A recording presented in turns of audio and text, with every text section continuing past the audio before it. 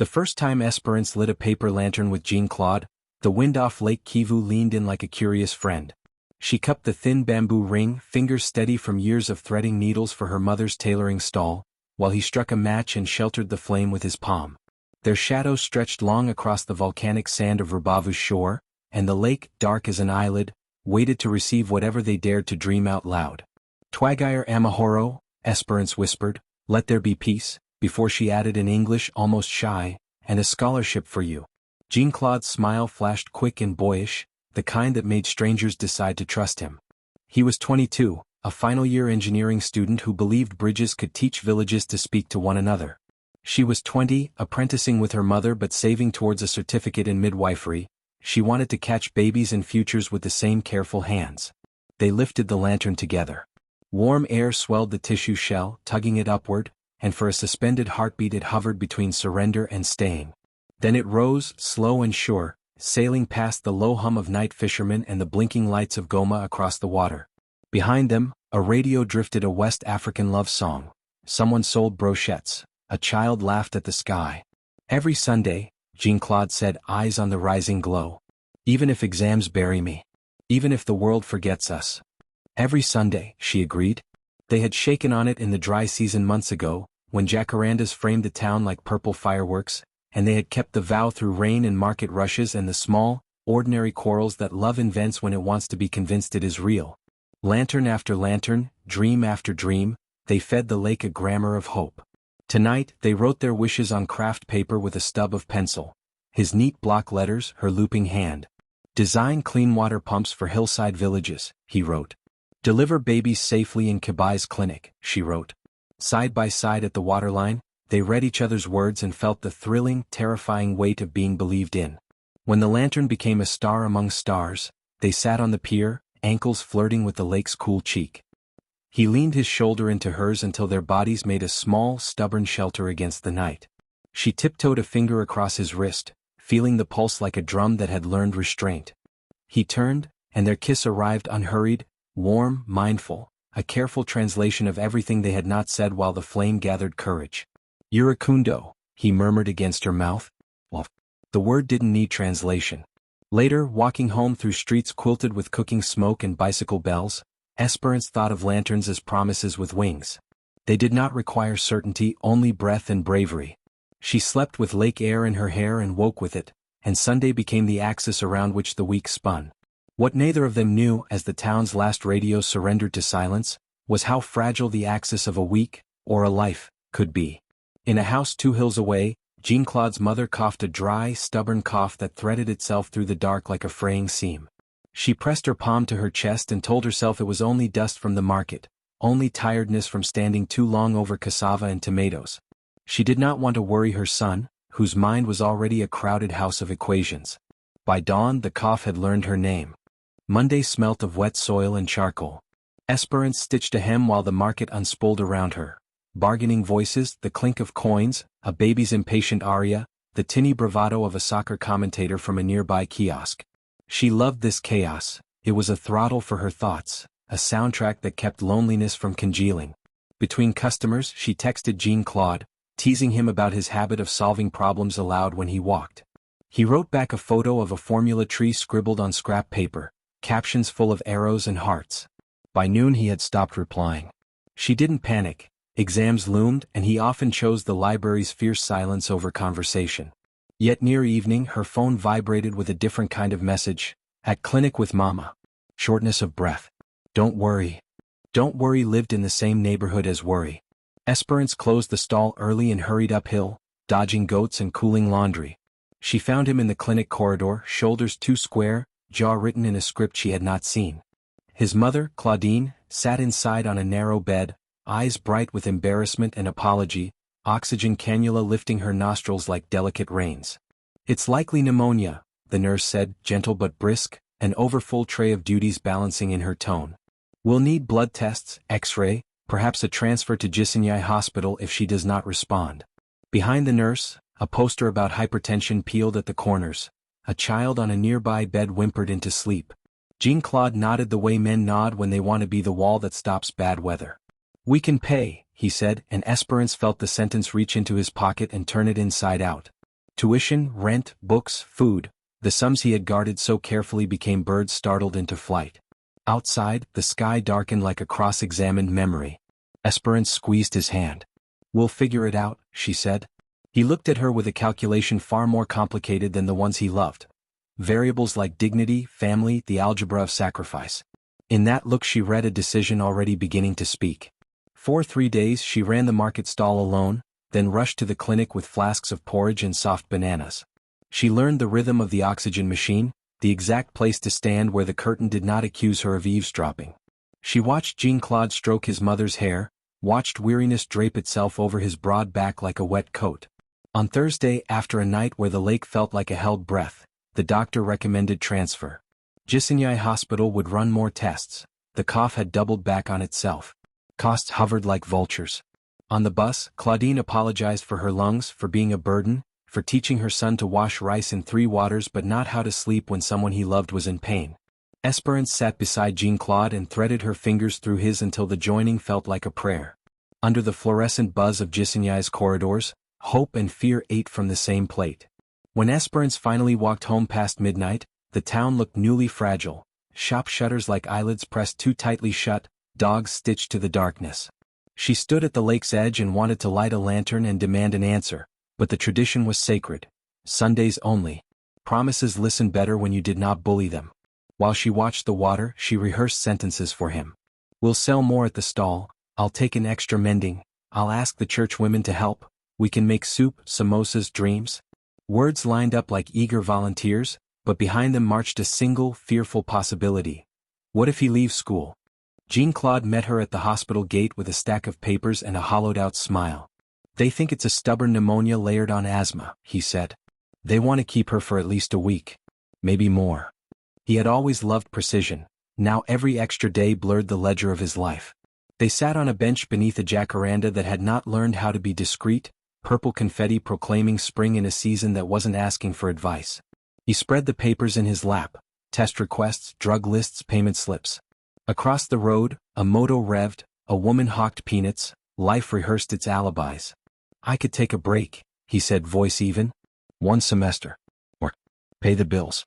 Go back later." The word later sounded like a wave that never arrived. Esperance swallowed the instinct to forbid. Love was not a cage, it was a window you cleaned together. "How much do you need immediately?" she asked. They did sums, her savings from hemming school uniforms, the tiny emergency fund he kept for exam registration, what his aunt and Musan's might be able to send. The number they reached continued to stare at them without blinking. "Maybe the cooperative at the coffee washing station needs hands," he said. "Or construction by the new lodge." He spoke as if reading a weather report, but a small furrow appeared between his brows, the place where confidence went when it needed a seat. She reached for his face, thumbs smoothing that worried crease. "You are not abandoning your mother," she said. "You are trying to build a bridge between 2 banks of the same river." He laughed softly, it was something he might have said. The laugh collapsed into a long breath. They returned to the ward. Claudine insisted she felt stronger. Stubborn mothers are pros at negotiating with reality, but the cough returned at dawn, and with it a fever that shimmered. By Saturday, Jean-Claude was a blueprint of efficiency. Pharmacy, lab, bank, bedside, back again. When he sat, he stared at the wall as if it might grant an equation's clean mercy. Sunday approached like a test. They had not missed a single lantern night since the vow, but the lake was 40 minutes away and guilt had an opinion about joy. "Go," Claudine said, propped against her pillows. "If you worshipped in church, would I forbid prayer? The lake knows your names. Tell it mine." So they went, bodies craving a ritual that might remind them who they were when fear wasn't the narrator. The shoreline smelled of sambeza frying and damp rope. They wrote new words on paper, full recovery, steadfastness, and struck a match. The flame trembled. He held the lantern's rim, she cupped the growing heat. When the shell inflated and tugged upward, they lifted together. "Stay," he whispered, not to the lantern, but to the life he had almost chosen to leave. In the yellow light, Esperance could see tears unshed making his eyes more reflective than the lake. She turned him toward her with both hands and kissed him the way people kiss at thresholds. Reverent, desperate, present. It was not a question, not a goodbye, it was a bridge thrown across an hour that wanted to break into 2. On the walk back to the hospital, they made a list of ways to earn quickly without surrendering everything. The ideas were outrageous, stubborn, idealistic. Late-night tailoring marathons, selling hand-painted postcards to tourists, tutoring secondary school kids in math and physics, teaching Sunday afternoon Kinyarwanda to NGO workers who mixed up greetings and blessings. At the ward door he stopped. "If I must pause school," he said, "promise me you will not let me pretend it was destiny. Promise you'll fight me." "I'll fight you with all I am," she said, smiling through the ache. "And when we are tired, the lake will fight too." On Monday he took a day shift at the construction site by the new hillside lodge, the kind with big glass windows that wanted to watch the lake think. The foreman liked that Jean-Claude asked about load-bearing walls and not just wages. By afternoon he had learned how to translate blueprints into sweat, the algebra of sand and stone, how concrete dries differently when the wind sulks. At night he studied in the hospital corridor under a flickering light, and in the early hours he listened to the rattle of his mother's breath and pretended it was a train approaching with good news. Esperance kept the stall humming and added night orders: wedding head wraps, school uniform repairs, a daring red dress for a bar singer who paid in both cash and gossip. Between customers she drafted flyers: math and physics tutoring, patient, affordable, call JC. She handed them out at the secondary school gate like invitations to a future. Money arrived in coins, then in notes, then in a week's rent saved from the stall's extra hours. But the hospital wanted bigger numbers, and medicine cannot be negotiated with charm. On Thursday the foreman offered extra evening shifts. "Temporarily," he said, non-committal mercy in his tone. "You are bright. But bright people also eat." Jean-Claude took the night work and a small part of himself and put it in a drawer. He told Esperance over tea at the cafeteria table that pretended to be a date. "It's only for a month," he said. "Two at most." He smiled, but his smile had overtime. Sleep became a rumor. He missed a lecture then too. A professor emailed him a concerned paragraph that read like a hand extended across a chasm. He ignored it that day, answered it the next with gratitude, promised to catch up, and then worked until his palms wore the grammar of blisters. On Sunday he arrived at the shore late, steps heavy, face grayer than evening. "We can skip," Esperance said, but the word skip sounded like betrayal in the mouth of a vow. They lit the lantern anyway. When the flame rose he did not look up. She touched his chin, guiding his gaze toward the sky where their tiny sun drifted. "What did we write this for?" she asked. "For the boy who loved bridges," he said, as if reciting a story he'd heard once and couldn't quite place. She did not kiss him then. Instead, she tucked her arms around his waist, forehead pressed to his chest, and held until his breathing remembered softness. The lake unspooled its patient hush. Their silence said, "We are here. We are not asking for easy. We are asking for together." But together too had to go home and sleep. After walking him to the hospital, Esperance returned to her room and stared at the ceiling while the town turned pages. She imagined a different kind of lantern, a small, durable solar one built by the boy she loved, sold to tourist lodges and fishermen, a business that could keep him in school and keep the lights gentle on those who needed gentleness. She wrote the idea down and underlined it twice. Jisinyai Hospital's waiting room had 3 moods: anxious, exhausted, and pretending. Esperance learned them all. On Tuesday, Claudine smiled between coughing fits and told stories that made fear step outside to smoke. When Jean-Claude was 7 he built a dam in a ditch, she said, eyes bright. Flooded Mrs. Uwamana's beans. He fixed it before his father returned by digging another ditch so the water could have somewhere else to be. He has always been like that: make a mess, build a bridge. I've never worried about him. Only about whether the world would let him be as kind as he is clever. That night, Esperance and Jean-Claude shared a bench and a thermos of overly sweet tea. They spoke in half sentences. Sugar meant energy, energy meant work, work meant hospital bills, meant the present, meant the future. He put his head on her shoulder. The intimacy was not cinematic, it was better. It was 2 tired people becoming architecture for each other. "Your flyers pulled 3 students," she said. "I scheduled them after school before dinner." He groaned, though his smile earned its wage. "You are my manager now? I am your co-conspirator." She showed him her notebook, sketches of small lanterns with tissue shades replaced by translucent banana fiber, a tiny solar disk like a coin on top, the Kivu wind doing less damage to dreams that do not burn. "You design the circuits and the casing. I'll stitch the shades. We sell to lodges and cafes along the shore. We name them Amahoro lights." He sat up, sleep falling off him like a coat. Solar lanterns instead of paper. No fire hazard. Reusable. Beautiful enough that tourists will carry them home as souvenirs, and sturdy enough that fishermen can trust them on night water. The engineer in him woke fully, speaking in measurements, resilience, cost. The lover in him touched her face and said, "How do you keep building bridges I didn't see?" "Because I'm standing beside you," she said simply. "Your vantage point is mine." They sketched until the nurse scolded them for hogging light. The plan was a kite tugging at its string. Reality, as always, was the hand that might let go, or not. They needed seed money for parts, permission to pilot on the pier, a friend with a 3D printer who owed Jean-Claude a favor, a cafe owner willing to place 2 lanterns on tables in exchange for the story behind them. On Friday the lab results softened. Claudine's lungs accepted the antibiotics truce. She napped without wheezing.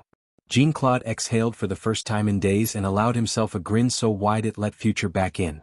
They celebrated with Sambeza by the lake, heads bent over napkins full of numbers and rough diagrams. When their fingers brushed, heat stamped the moment with its approval. They kissed their soft, persistent kisses that said, "I am learning your breath like a language. I am engraving hope in the only script that never fades." They kissed until laughter arrived and reminded them that joy loves witnesses. He tugged her under his arm, eyes on the black water taking moons like a collector. "Sunday," he said, voice low, "we launched 2 lanterns. 1 for her recovery. 1 for the business we haven't built yet. 2 for the bridge we are already walking," she answered. And the lake, patient and complicated, held their reflection as if it knew their names would keep arriving as light.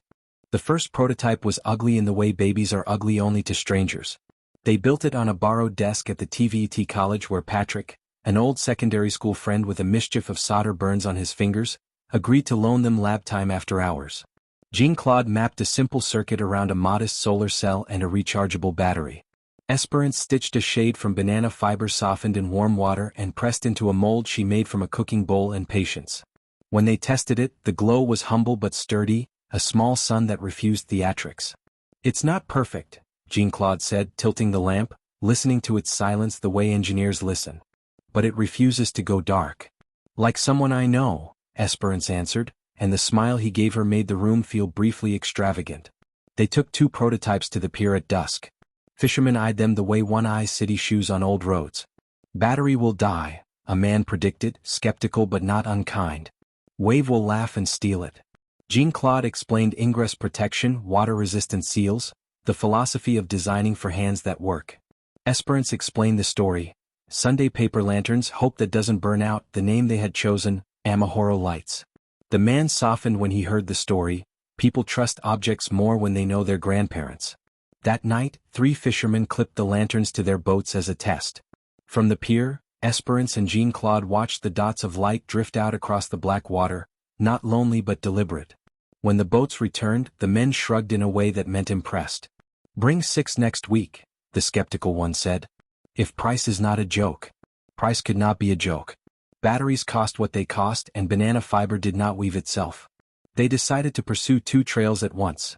Pre-sell to a friendly cafe that would display the story on a card beside each lamp, and take a chance on a lodge manager whose social media loved the word sustainable almost as much as the word luxurious. They rehearsed the pitch in the hospital courtyard while Claudine practiced walking the hallway without her oxygen tether. She beamed at the lantern as if it were the nephew she'd been waiting to meet. "It is handsome," she declared. "And it behaves. Not like some boys." At Munizero Cafe the owner agreed to take 4 on consignment. "I have tourists who collect stories," she said. "Give me a good one to print on the tag." Esperance wrote in neat lines about lovers and promises, about wind and flame and choosing a slower miracle. She tucked a photo of the 2 of them at the lake corner of the card and wondered when her shyness had learned to walk in public. They worked late into Friday, the college lab a small country with borders defined by voltage and trust. In the thick of concentration, their affection moved like a current. Quiet, necessary, particular. She steadied a clamp and he braced his palm over hers, the press of skin sending a message to nerves elected to represent the heart. He looked up and kissed her, a careful, generous kiss that knew the week had not always been kind. They stood there, forehead to forehead, breathing like partners who had found a rhythm beyond words. On Sunday they lit both, a paper lantern for tradition and the solar lantern for what came next. The tissue shell climbed toward stars. The fiber lamp pooled its steady light around their feet and then in a slow circle over the lake's gossiping ripples. 2 ways of saying the same thing, Esperance murmured. "That hope floats." He took her hands and kissed each knuckle. That hope learns, he answered. The town behind them inhaled and exhaled, and the future, newly named, paid attention. The bill for Claudine's discharge arrived Monday like a visitor who had not read the room. The numbers were achievable, but achieving would ask everything else to wait in line. Claudine tried to apologize for healing. They forbade it, surrounding her with soup, soft bread, and banter that pretended deadlines were jokes the universe would tell later. Jean-Claude's day stacked itself. Morning at the hilltop site, afternoon tutoring 3 squirming boys who called him Teacher JC with a respect that included memes, evening soldering with Esperance until the lab's night guard coughed them toward the door. He missed a lecture on hydraulic dynamics. The lecture missed him back by emailing slides that were good citizens but poor substitutes for a professor's patient chalk. On Thursday he arrived late to the tutoring session. One boy had already left, bored into rebellion.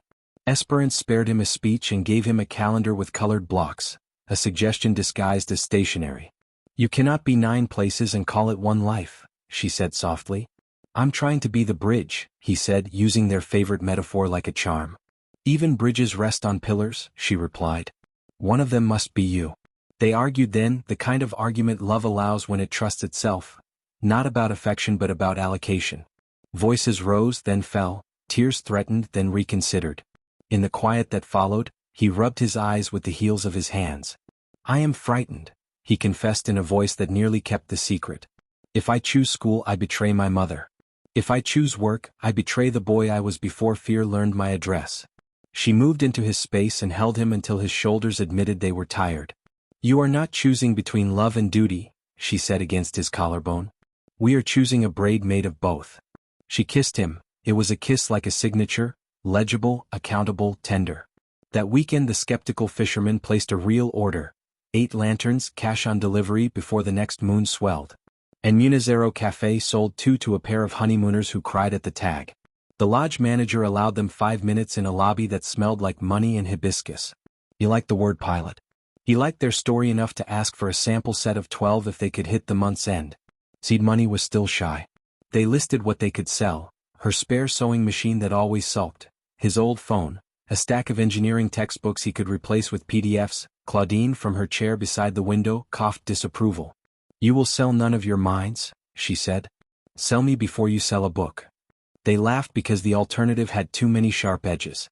On Sunday they lit the paper lantern with a deliberate calm and set the solar one on the pier post where couples carved initials and corrected them when the world changed. The lake took both lights and rearranged them into meaning.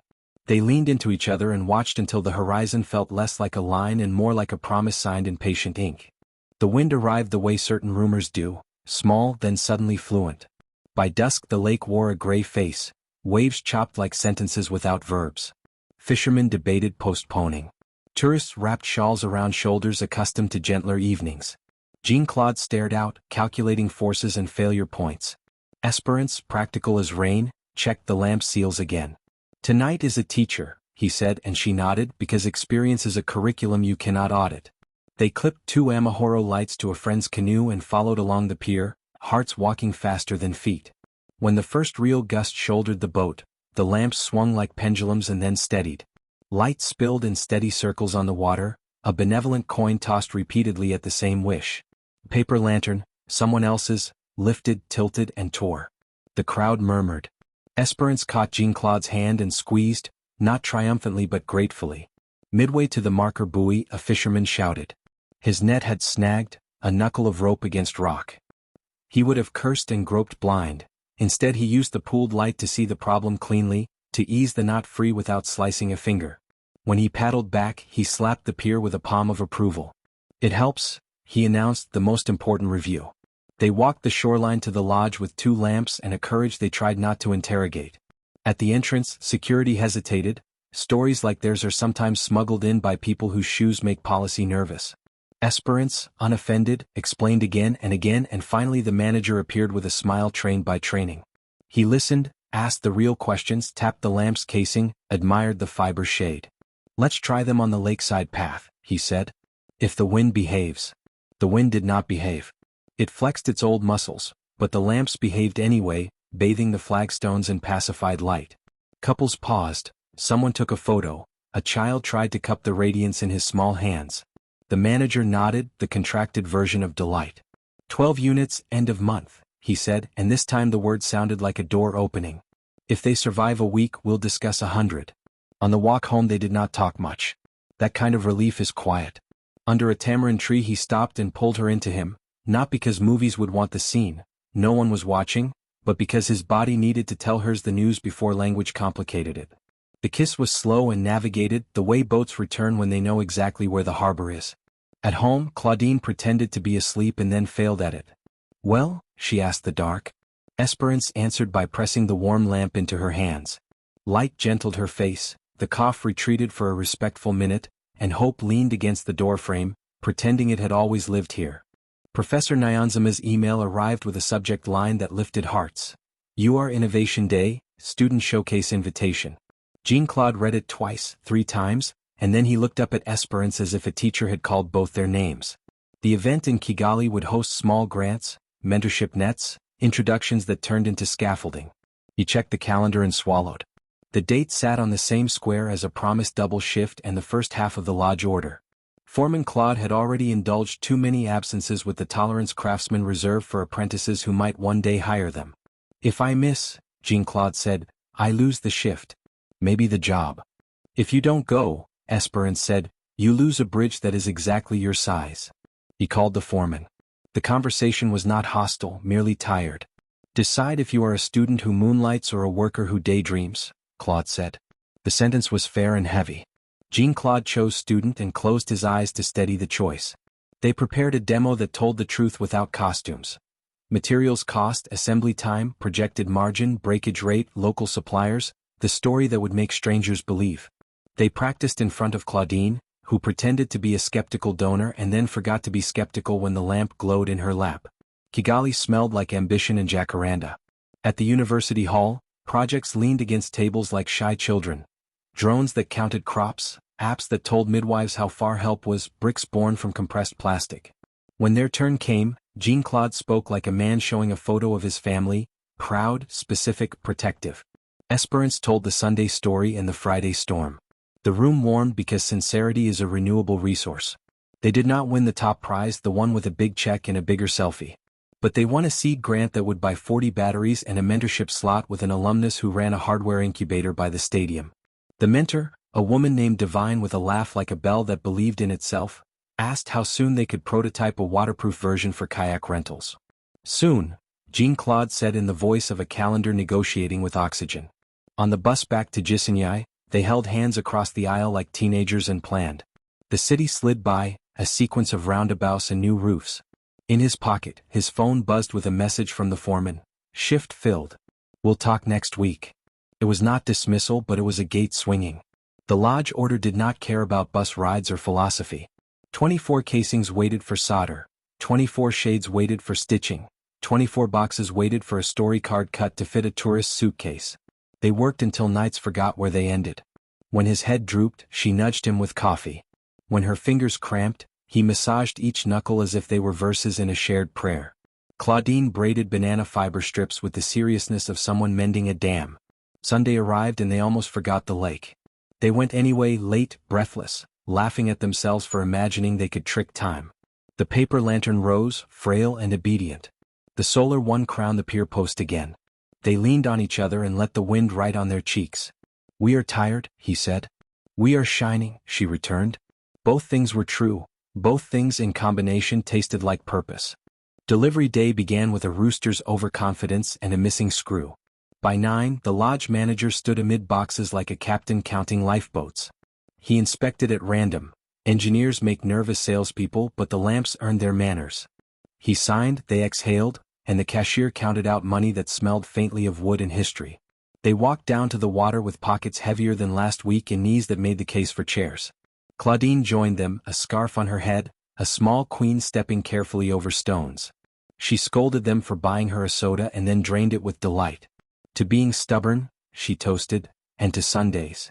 The future felt less like fog and more like a road that knew its destination even when the travelers did not.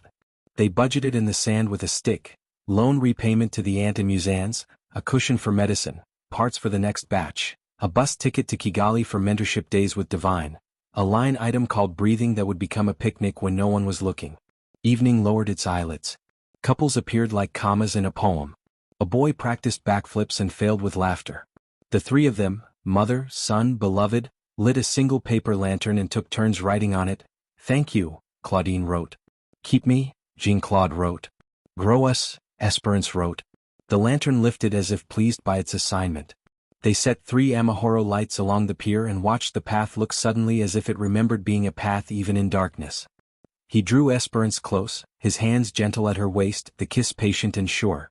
It was the kind of kiss that says, "We have work to do and also we are allowed to rest inside each other." She answered with her palms against his jaw, with a sigh that gave back every kindness he had given her that week. "Do you know," Claudine said after tactfully studying the horizon for a long time, "that some bridges are built not from one bank to the other, but from the middle, each side reaching out at the same time, trusting they will meet?" Jean-Claude smiled into Esperance's hair. "We are that bridge," he said. "Then remember where you started," Claudine replied, "so when storms come, and they will, you can find your way back to the center." They walked home slowly, wealth redistributed to lists and envelopes, fatigue tucked under joy like a blanket under a child's chin. In the quiet of the street where bicycles slept and radios whispered, Esperance squeezed his hand. "Next Sunday," she said, "let's light 10 paper lanterns for all the couples who forgot their vows in the noise. And let's place 10 Amahoro lights on the pier for those who think they must choose between love and work. We can show them the bridge." He looked at her the way men look at the kind of luck they won by refusing to stop. "Next Sunday," he promised. Behind them, the lake carried their reflection like a memory it had no intention of misplacing. Exams loomed like hills after rain, slick, daunting, impossible to ignore. Jean-Claude sat at his desk with textbooks spread in a circle, but his pen moved slower than it once had. Numbers blurred, theories drifted away like lanterns carried by an unkind wind. His thoughts wandered back to the lodge order, the mentorship in Kigali, the pile of receipts tucked in a tin under his bed.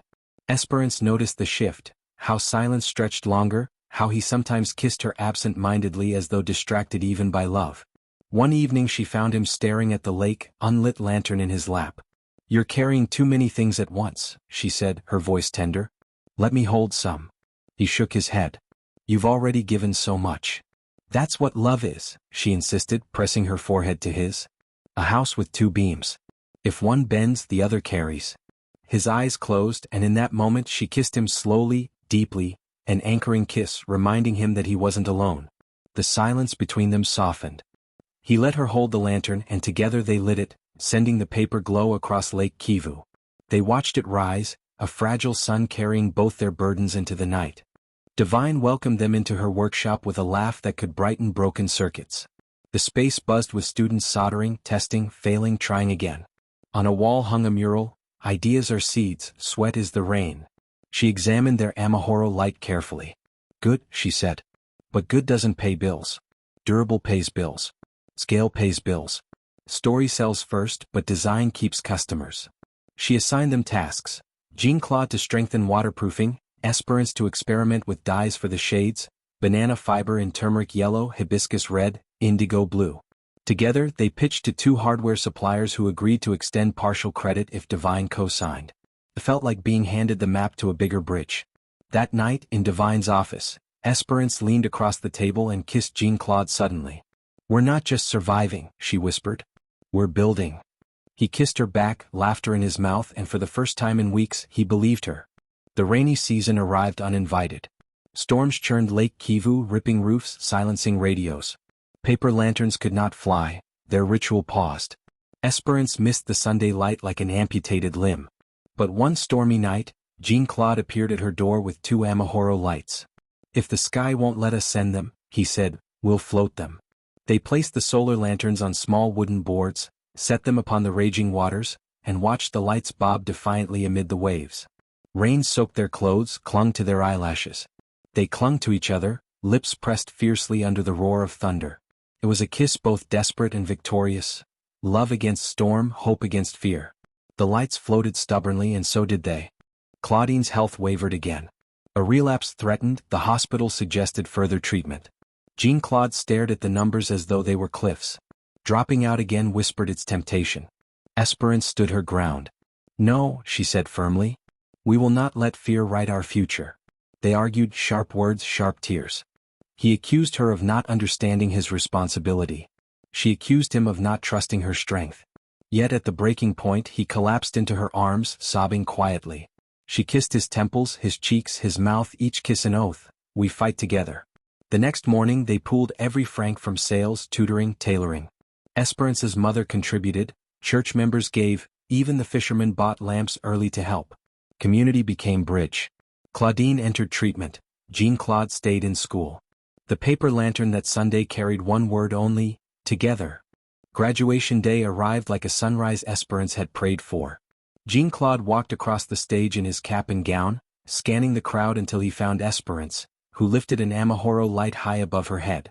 Claudine clapped until her cough relented. That evening at Lake Kivu the entire shoreline seemed to glow. Couples, children, fishermen, all carried Amahoro lights, their circles of brightness dotting the night. Esperance and Jean-Claude lit one paper lantern too, honoring the vow that had started everything. They kissed as the flame lifted, tender and deep, the kind of kiss that contained years of storms and sunrises. "Do you see?" Esperance whispered. "Our dreams are not just ours anymore." He tightened his arms around her. "No," he said softly, watching hundreds of lights float and rise. "They belong to the lake. To everyone." And as the sky filled with lanterns and the water answered with steady lights, their love became part of Rwanda's night, an endless constellation, a bridge that remembered, a promise that would not dim.